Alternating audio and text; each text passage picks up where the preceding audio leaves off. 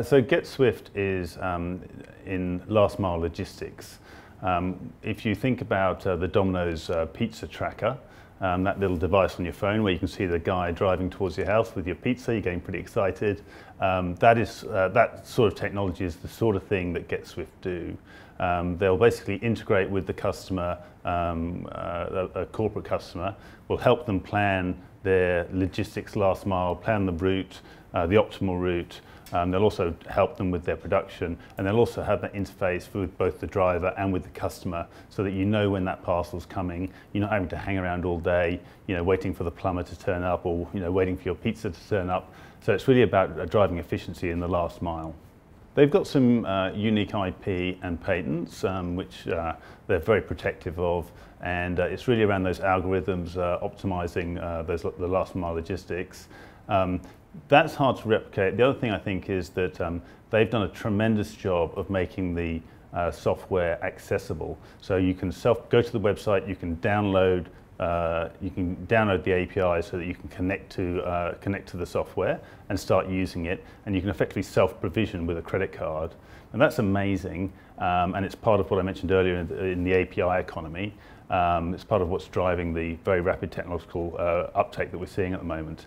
But for GetSwift, what it means is, with a relatively small team, I think there's about 25 of them, they're in 66 countries around the world. So that is incredible.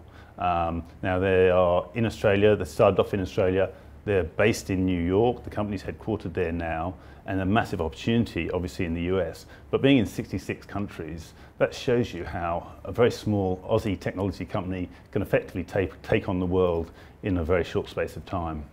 The path to market is interesting. We discussed earlier how you can self-provision GetSwift, and you can effectively set it up for yourself, which is an incredible path to market because it's free. Your customer acquisition is free, but they also do some partnering with big companies.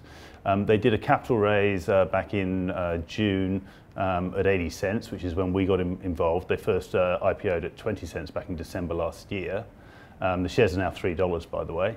And when they did the capital raise, they said the reason for the capital raise was they had two big clients they were talking to, two enterprise clients, and they needed capital to effectively fund the execution and rollout against those two strategies. So the first of those clients was N.A. Williams, which has been announced.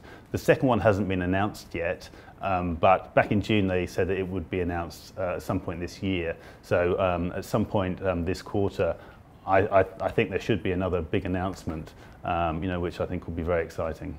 So GetSwift is already generating revenue, so you can, and they release regular information to the market about the number of transactions, the number of deliveries they're processing, and on average they charge about 20 cents per delivery.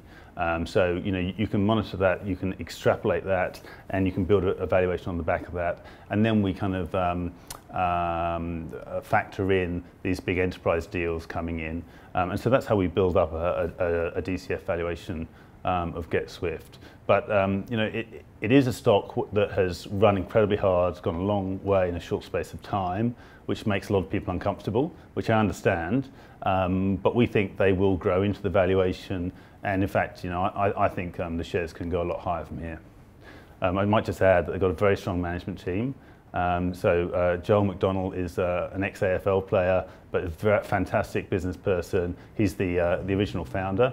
And Bain Hunter, who is exec chair, is a very strong US executive with very deep experience in technology and media. So a very strong team, and we're happy to back them.